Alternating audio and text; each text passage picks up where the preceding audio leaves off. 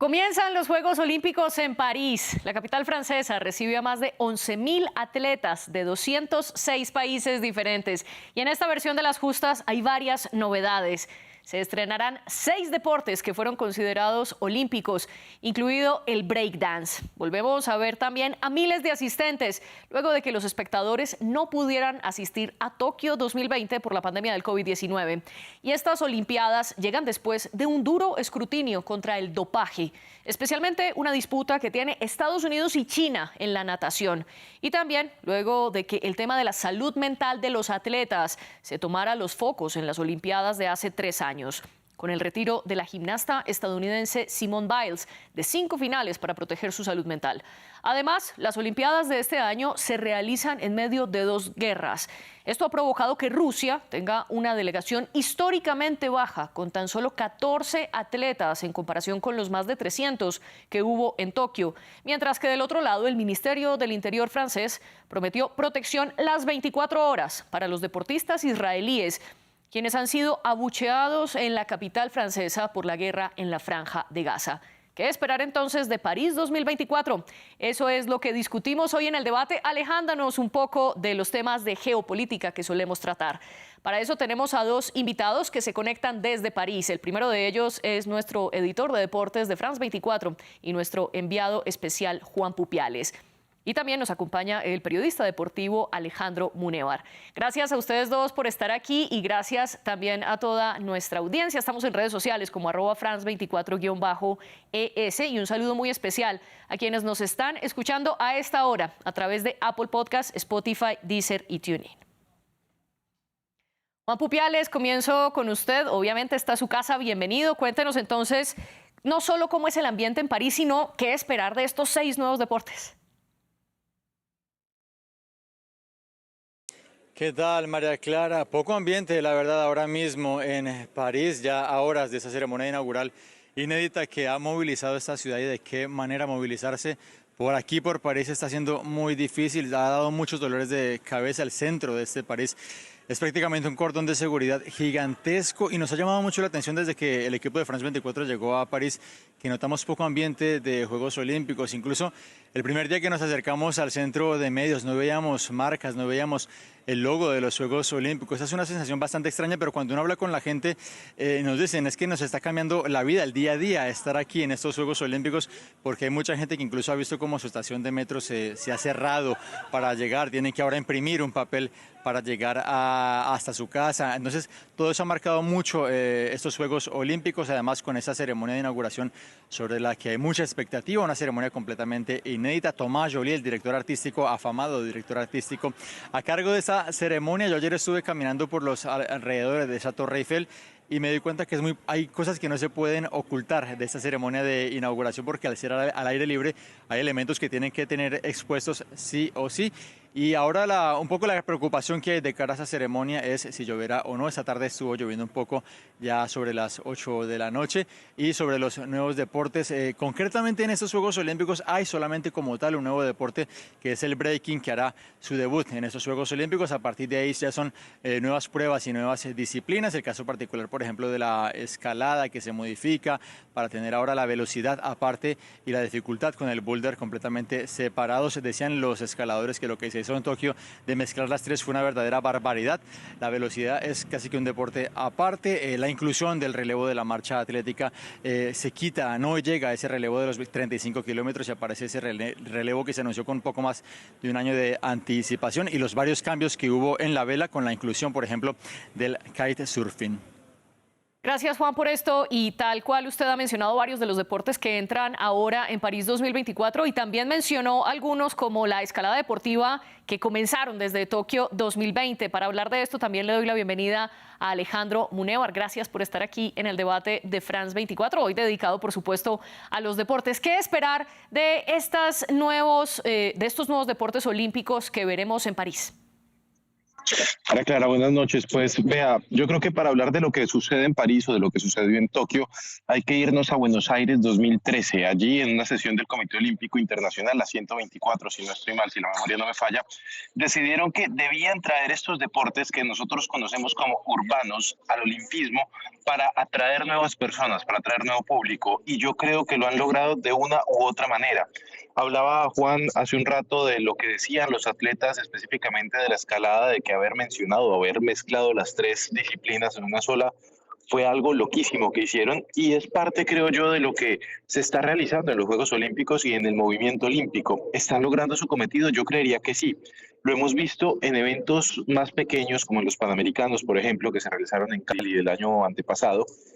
Estrenaron el baloncesto 3x3 y las canchas estaban a reventar de la gente que iba a ver este deporte que es algo completamente urbano, que lo vemos en el fin de semana en los parques de Colombia, en los parques de cualquier país de donde nos estén viendo, muchachos y muchachas jugando en 3x3. ¿Están logrando el cometido? Yo creería que sí.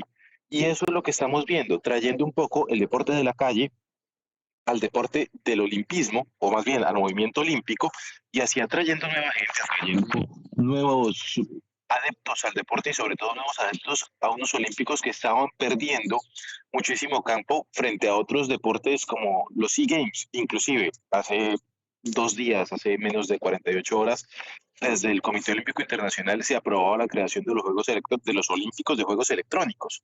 Así que paso a paso lo que están haciendo es trayendo y trayendo más gente para que los Juegos Olímpicos como los conocemos, primero vayan evolucionando y segundo, pues en ningún momento lleguen a perder vigencia ni se acaben, que puede ser uno de los grandes problemas que ellos ven en su agenda, desde esa agenda Tokio 2020 que propuso Tomás Bach hace un par de años y pues hoy lo vemos prácticamente que impreso en estos Juegos Olímpicos de París 2024.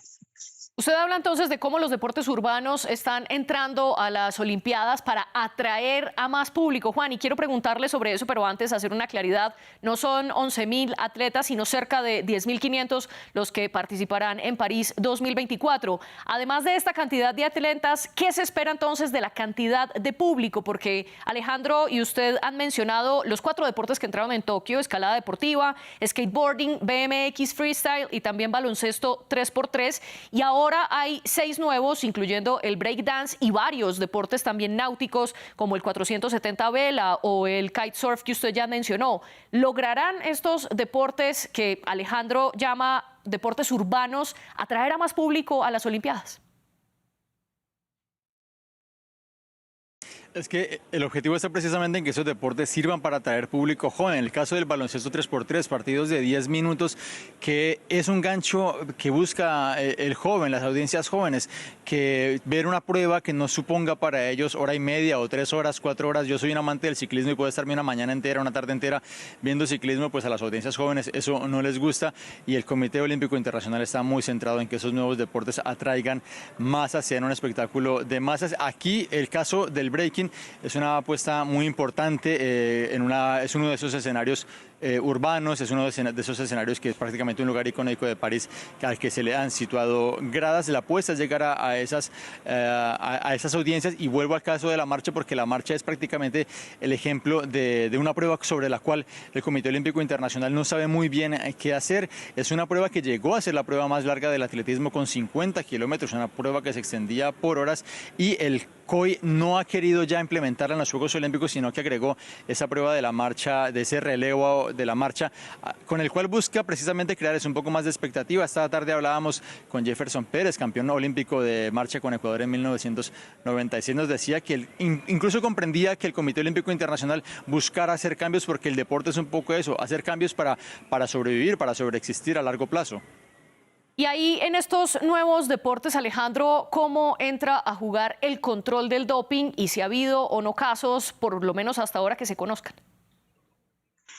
A ver, María Clara, yo creo que para hablar del control del doping, que es un tema que hay que tomar con pinzas, porque, por ejemplo, aquí en el movimiento olímpico hay 2 deportes específicamente que son, digamos, regidos por algo completamente diferente a la WADA. Uno es el fútbol, que es regido por la FIFA, y otro es el atletismo, que tiene una forma de medir el doping completamente diferente, ni hablar del ciclismo. Yo creo que esta es una lucha constante que tiene el Comité Olímpico Internacional contra el doping y sobre todo contra la ciencia llamémoslo deporte, en donde ellos están buscando aumentar el rendimiento sin que los policías encuentren qué es lo que están haciendo para que lo mejoren. Esta va a ser seguramente la prueba y la pelea más dura y más grande que van a dar de aquí a los próximos 50 o 100 años en cuanto a deporte se refiere. Si hay casos, yo creo que debe haber casos. Lo que pasa es que así como todos los días aparece un aparato o una máquina o un científico que sabe determinar cuál es X o Y Z sustancia que está afectando o alterando el rendimiento de un deportista, pues así como aparecen máquinas que los alteran o que los encuentran, hay personas que están haciendo sustancias que no son detectables por estas máquinas. Así que va a ser una pelea grandísima y que sin lugar a dudas en determinado momento, tanto el ciclismo como el atletismo o el fútbol, que son tres deportes que no se dejan regir bajo los estamentos de la WADA, va a tener que ponerse de acuerdo para que empiecen a reglamentar, digamos, de manera más lineal y sobre todo mucho más fuerte lo que va a suceder con los deportes de aquí en adelante, María Clara. Y precisamente sobre este punto, Juan, entonces, ¿cómo se rige el atletismo, el fútbol y el ciclismo dentro de las Olimpiadas para controlar el dopaje? Por añadir a lo que comentaba Alejandro, más allá de esos deportes que comentas, hay un caso en particular, por cierto, Alejandro, que no lo he podido ver en estos juegos. Eso es muestra de que hemos estado trabajando mucho, no nos hemos podido sentar a tomar un café. Por añadir a esos deportes, está el caso particular de la natación. La natación china es quizás el mayor escándalo previo a estos Juegos Olímpicos. En abril de este año, el New York Times destapó que 23 nadadores chinos en 2021 compitieron bajo un positivo de trimetazidina, que es una sustancia que un poco ayuda a la circulación sanguínea. Y hubo mucha polémica, sobre todo presionada por Estados Unidos y por Canadá, que exigían a la WADA, la Agencia Mundial Antidopaje, que cómo es posible que este caso se supo hasta ahora. Y además la polémica vino también fue porque la WADA, la Agencia Mundial Antidopaje, exculpó a estos atletas, a estos nadadores chinos para los Juegos Olímpicos de Tokio 2020, disputados en 2021, porque entendió la versión que le dieron las autoridades chinas, que este positivo por dopaje fue debido a una contaminación alimenticia. Ahora ha habido mucha polémica al respecto. Llegó el caso a la Justicia Federal Suiza, que exculpó de malas maniobras a la Agencia Mundial Antidopaje en esta versión de los chinos. El resultado es, por parte de la Agencia Mundial Antidopaje, tengo la cifra de que desde enero hasta ahora, hoy en día, se le han realizado a los atletas chinos, a los nadadores chinos, 2.145 test antidopajes. A los nadadores chinos, a los 31 nadadores chinos que están aquí en estos Juegos Olímpicos, se les han hecho lo que supone 10 veces más pruebas respecto a lo usual. Para que se haga una idea, a los australianos se les hacen aproximadamente 4 veces más pruebas. O sea, es una barbaridad lo que está ocurriendo en este momento con los chinos, precisamente para eso, para evitar cualquier escándalo mayor, aunque ya sobre lo que hagan estos nadadores chinos va a haber muchísima controversia, sobre todo porque, como les comentaba, Estados Unidos es quien está presionando sobre esta situación. Aquí dos datos de contexto para nuestra audiencia. Los dos han hablado de la WADA, que tal como lo dijo Juan, es la Agencia Mundial Antidopaje respaldada por el COI, por el Comité Olímpico Internacional. Y esa WADA tiene una disputa también con la Agencia Antidopaje de Estados Unidos, precisamente por ese caso que menciona Juan Pupiales. El otro dato de contexto para claridad de nuestro público es que, si bien hablamos de Tokio 2020, que era el año en el que se debieron haber hecho las Olimpiadas anteriores, realmente recordemos que esos Olímpicos se hicieron en julio de 2021. Se tuvo que aplazar las justas olímpicas un año por la pandemia del COVID-19. Por eso hablamos de manera indistinta entre 2020 y 2021, pero nos referimos a los mismos Olímpicos de verano. Y tal como lo comentó Juan, uno de los casos que destacó de Tokio 2020 fue ese caso de los nadadores chinos. Alejandro, ¿qué ha pasado desde entonces entre la WADA y la Agencia Antidopaje de Estados Unidos y cómo puede marcar los Olímpicos de París 2024? María Clara, yo creo que hay casos y precedentes en temas, digamos, de la Agencia Mundial Antidopaje y sobre todo de la lucha contra el dopaje que están sin resolver y que yo creo que sientan un precedente de que puede o no puede pasar absolutamente nada en París 2024. Y le voy a mencionar, por ejemplo, en Kenia, que estamos acostumbrados a ver los grandes marchistas, o bueno, estos corredores de largo alcance, este año nada más, en los últimos 2 años, se han presentado 100 casos de dopaje y nadie ha dicho nada. Para hablar un poquito más del atletismo, Caster Semenya, la sudafricana que tuvo unos problemas por exceso de testosterona en su sangre, que fue suspendida porque la obligaban a hacerse un tratamiento hormonal para poder competir, pues se tuvo que retirar siendo campeona olímpica, siendo campeona mundial y nadie ha dicho absolutamente nada. Esto es por bien y por mal. Entonces, frente a los chinos, frente a la pelea con la USWADA y la USWADA es la agencia de antidopaje estadounidense, yo creo que lo que puede pasar es que hasta cierto punto Estados Unidos va a tener que presionar, sobre todo viendo qué calidad de atletas tiene, porque recuerden una cosa, aquí no es solamente quién gana más, quién corre más rápido, quién nada más rápido, quién salta más alto, sino quién gana más medallas para demostrar más poder. El deporte aquí en los Juegos Olímpicos deja de ser solamente deporte y se convierte también en un brazo político importantísimo para todas las naciones, o bueno, al menos para las naciones potencia que vienen aquí a pelear, de cierta manera, figurativamente. Por eso tanta insistencia en que los rusos no estuvieran, o por eso la insistencia del COI en tener a una nación como Israel y no tener a Palestina, por decir algo. O por eso mismo, ya hablando de otros temas, tienen un equipo de refugiados, con personas, por ejemplo, de Cuba, que Cuba pidió que los sacaran de ese equipo de refugiados. Entonces, María Clara, pues más allá de lo que pueda pasar con el tema del dopaje, que me parece importantísimo tocarlo, puede haber una sanción, pueden suspender a los atletas, pero más allá de que suspendan a los atletas, que es lo que espera todo el mundo, tiene que haber sanciones más drásticas y sobre todo sanciones severas contra los que están haciendo este dopaje. Si es el gobierno chino, pues encontrar si se suspende a China. Pero ¿qué significa si se suspende China? ¿Cuántos Juegos Olímpicos, o bueno, más allá de los Juegos Olímpicos, cuántos millones de televidentes van a perder? Si en China pegan unos Juegos Olímpicos, les llegan a más de 100 millones de personas, mientras que si pegan en un país como Uruguay, por decir algo, son 3 millones de personas. ¿Qué mercado preferimos nosotros o qué mercado prefiere el Comité Olímpico Internacional para explotar? ¿El mercado uruguayo o el mercado chino? Y ahí entran los juegos de poderes que seguramente pues no van a permitir que lleguen las sanciones que deberían llegar.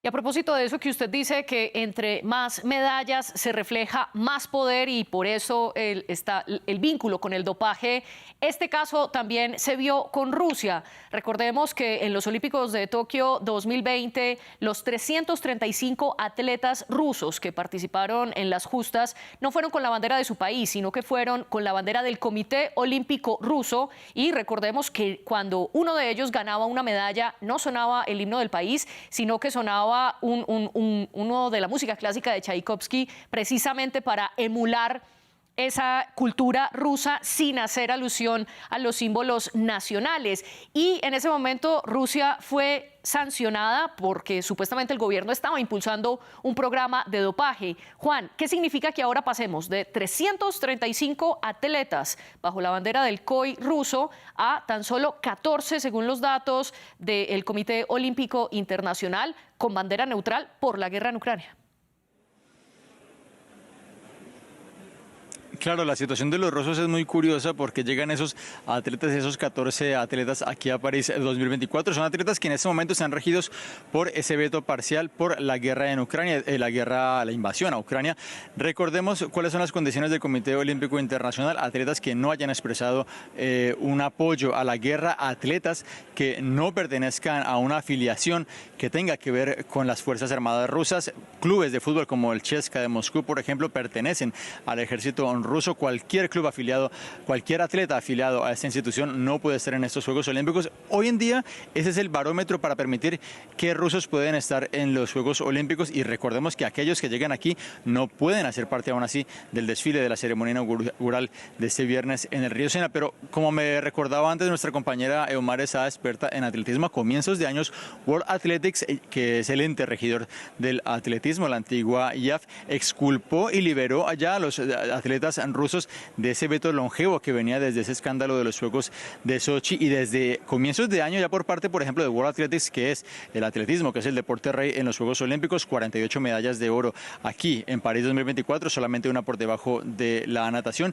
Esos atletas, si no fuera por el actual veto de la guerra en Rusia, el atletismo ruso podría estar aquí con todo su poderío, por ejemplo, en pruebas como en la marcha atlética, en donde han sido históricamente uno de los grandes dominadores. Ni hablar de lo que supone la pértiga, el salto de altura, en donde tampoco estarán hoy en día por esa sanción, es en el nado sincronizado. Me recordaba también nuestra compañera Estefanía Montero, experta en natación, que incluso en esos Juegos de Tokio, compitiendo con esa bandera del Comité Olímpico, supieron ganar en esa especialidad en la prueba por equipos de la natación sincronizada.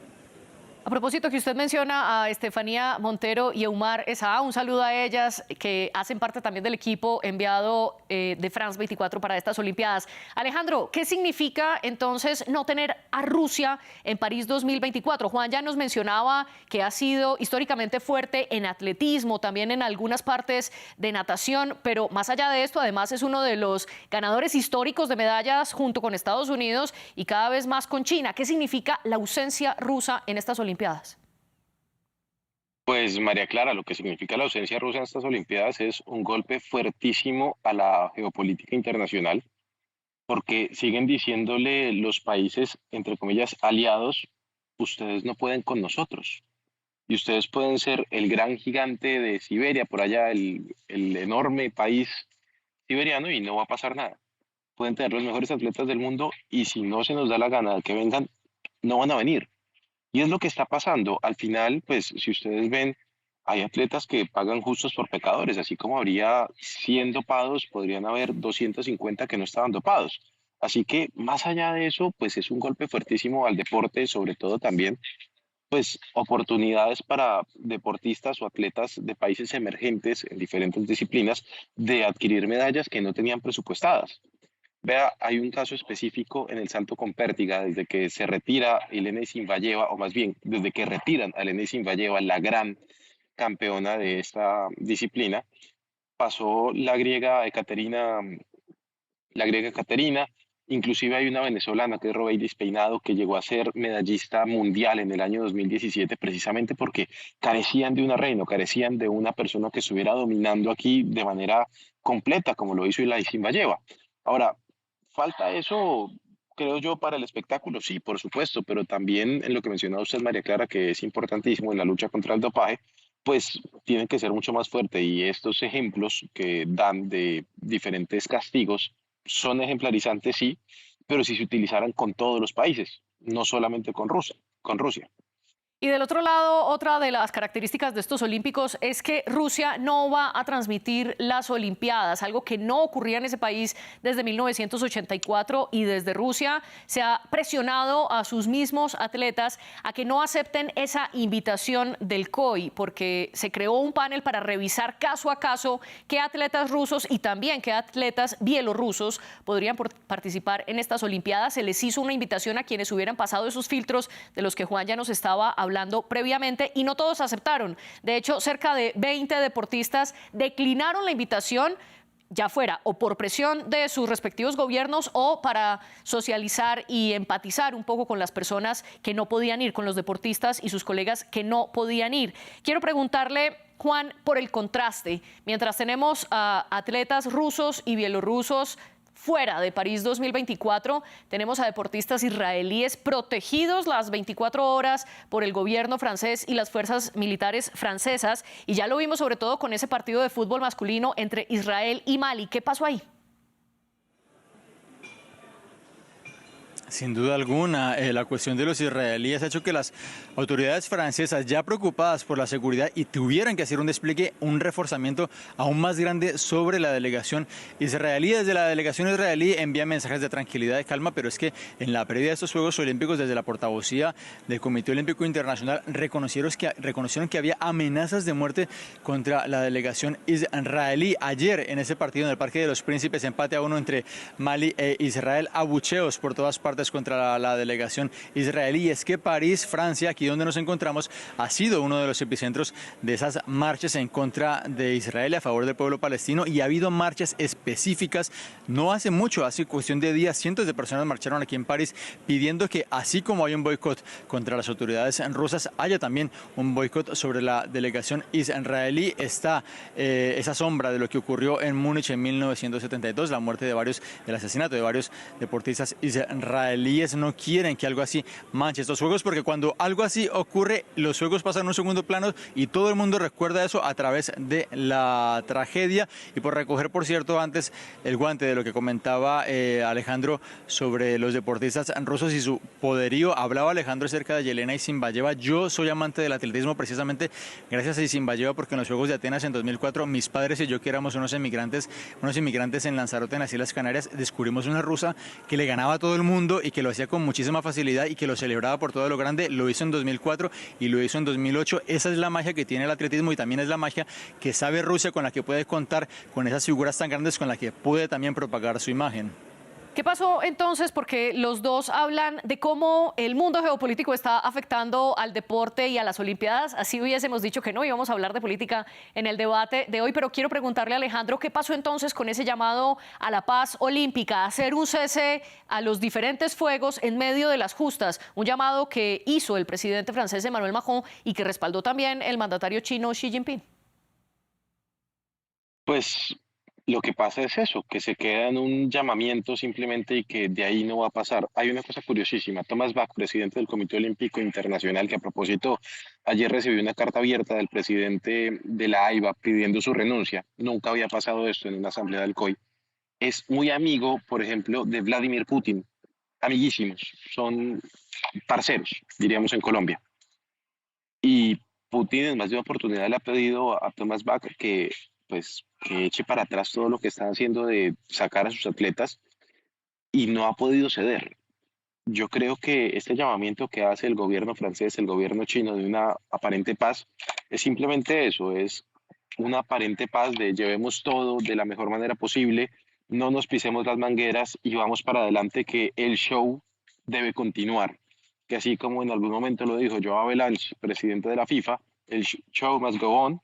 Pues aquí es lo mismo, el show debe continuar sin importar lo que pase. Y el show está a punto de empezar. Juan lo decía, es que si bien el 44%, según la última encuesta que hicieron, de los ciudadanos parisinos no están de acuerdo con la realización de los Juegos Olímpicos en París, y la mayoría se están yendo mientras pasa todo este alboroto, pues más allá de eso, el show debe continuar. Ellos quieren hacer aquí un gran desfile por el Sena. La alcaldesa Anne Hidalgo se tiró al río Sena a riesgo de que le pudiera suceder cualquier cosa para demostrar que el río Sena, después de que durante los últimos 100 años le han invertido plata para descontaminarlo, supuestamente ya está bien, e inclusive van a meter allí a los triatletas, si no estoy mal, a que termine una de sus pruebas. Así que el show debe continuar. Yo creo que ese es el principal llamamiento que están haciendo, es hagámonos pasito mientras esto pasa y después volvemos a lo mismo de siempre.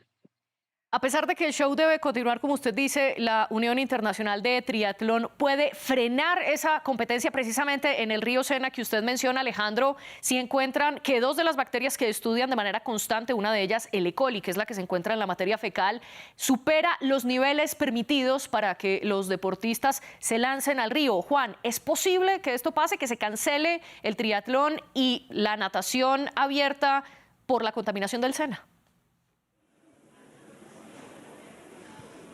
Yo creo que no, como comentaba Alejandro, ya todo está servido para que todo salga adelante. Si no me equivoco, es el 1 de agosto cuando se celebra, es la próxima semana ya cuando es el triatlón masculino individual, cuando tiene lugar esa gran prueba de fuego para el río Sena, y yo creo que ya pase lo que pase, va a llegar esa prueba, se va a utilizar el río Sena. Es el gran legado que defiende esta organización. Vamos a dejar el río Sena saneado como no ocurría hace más de un siglo. Y ya creo que incluso pase todo lo que pase. Te pongo el ejemplo, por ejemplo, de la ceremonia de inauguración. Te comentaba antes que estaba incluso lloviendo un poco.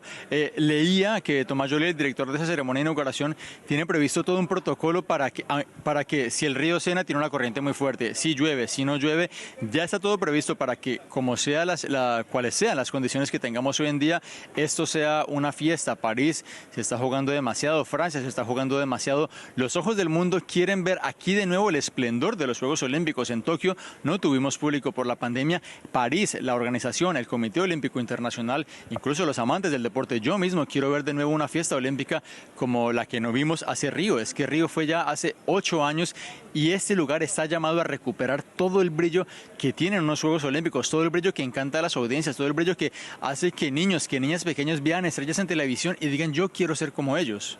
Y parte de volver a ver ese esplendor es ver a los grandes atletas que han marcado la historia. Una de ellas, por supuesto, sin lugar a dudas, la gimnasta estadounidense Simone Biles. Alejandro, recordemos que en Tokio 2020 ella se retiró de la final femenina de equipos de gimnasia artística y de 4 finales individuales, a pesar de ser una de las ganadoras y de las mayores aportantes de medallas para Estados Unidos. Y lo hizo alegando precisamente salud mental. Ella afirmaba que padecía algo que en inglés se llama twisties, que es cuando el cuerpo y la mente de los gimnastas se separan un poco durante la competencia. ¿Qué significó esto en Tokio 2020 para hablar de la salud mental de los deportistas y si es o no un tema ahora en París 2024? Yo creo, María Clara, que la salud mental siempre va a ser un tema que hay que tener en cuenta, independientemente de que pasen los atletas o no. Ahora, no solamente fue Simone Biles, también fue Naomi Osaka, que era la llamada a ser la reina del tenis en su país, entre comillas, en su país, que es Japón, y terminó también retirándose y perdiendo, si no estoy mal, en primera o en segunda ronda, y adujo temas de salud mental, pero hay una cosa y es la contraparte, la que dijo Novak Djokovic también en esos Juegos de Tokio. Les dijo, pues todos tenemos que lidiar con esto, simplemente hay formas de llevarlo, y yo lo llevo de una manera completamente distinta a la que la llevan ellas. Me parece a mí que los dos son completamente respetables, tanto ellas que decidieron retirarse, no jugar más, decir no puedo con esto, como lo de Djokovic, que no solamente estaba lidiando seguramente con X, Y, Z problemas o presiones mentales, sino también con la presión del mundo entero, porque recordamos, él no se quiso vacunar para el tema del COVID. Entonces lo sacaron de varios torneos, quizá de los más importantes. En Wimbledon no lo dejaron entrar, en Australia también. Fue todo un show. Entonces, el tema de la salud mental me parece a mí que es importantísimo, siempre que se trate, que se lleve y que le pongamos cuidado, no solamente porque lo dicen los deportistas, sino nosotros que somos personas del común y corriente, también tener apoyo si es necesario y nosotros mismos hacernos una autoevaluación constante para saber si necesitamos o no apoyo. Y en el caso específico de los deportistas, que es de los que estamos hablando, pues es fundamental, porque si no están bien de su cabeza, seguramente no van a estar bien físicamente y no nos van a brindar un espectáculo. Ya, pues para darle la razón finalmente a lo que dice Juan, es queremos que el público se exalte, queremos que el público esté feliz, queremos darles un gran show. Sí. Nuestros deportistas tienen que estar bien. Juan, y muy brevemente, ¿qué añadir sobre la salud mental de los deportistas olímpicos?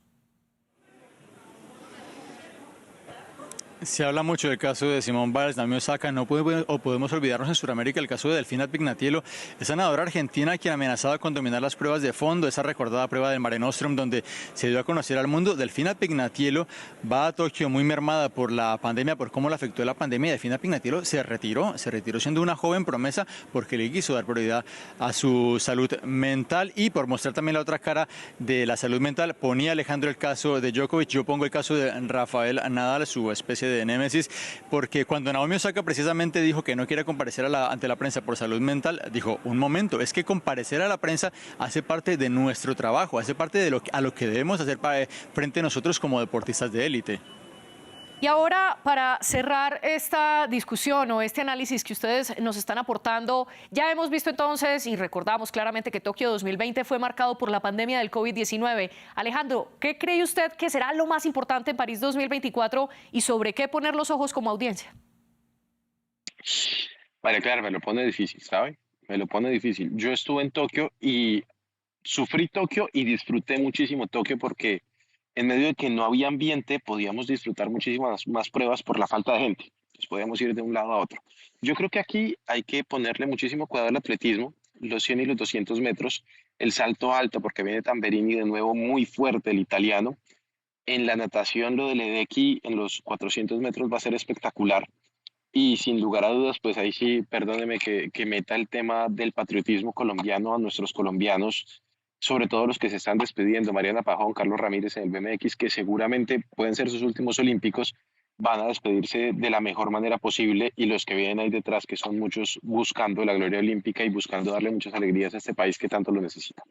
Juan, ¿y usted por qué cree que se destacarán estos Juegos Olímpicos de París 2024 y dónde poner esa mirada, sobre todo también otros atletas latinoamericanos? Hablaba Alejandro de Tamberi, el italiano. Yo soy fan de Mutaz Barshin, los dos campeones olímpicos de Tokio, los dos son campeones olímpicos de salto de altura. Las estrellas para mí son la velocidad en esta prueba. Si Noah Lyles puede ganar los 100 y los 200 metros lisos, si Sha'Carri Richardson, también estadounidense, puede dominar los 100 y los 200 metros lisos, están llamados a ser las estrellas en estos Juegos Olímpicos y sobre todo que Estados Unidos recupere ese trono de la velocidad. Pero para mí la clave de todo esto está en la inauguración. Como un partido de fútbol, cuando se comienza ganando, todo va a ir bien. Si la inauguración de esos Juegos Olímpicos comienza bien, pase lo que pase, ya estos Juegos Olímpicos estarán encaminados para hacer un éxito. El riesgo está en esos 6 kilómetros de recorrido entre el puente de Austerlitz y el puente de Jena con final en Trocadero. Si esa ceremonia es todo un éxito, si se muestra al mundo como lo tienen pensado las autoridades francesas, gran parte del éxito de estos Juegos Olímpicos de París 2024 estará ahí. Esperemos entonces que sea todo un éxito para festejo del mundo entero con estas Olimpiadas que volvemos a ver después de una pandemia que lo cambió todo. Juan Pupiales y Alejandro Munévar, gracias por acompañarnos en este espacio y en este debate diferente de France 24. También muchas gracias a nuestras productoras Laura Garzón y Tania Herrera. Los invito a que vean más información de los Olímpicos aquí en France 24.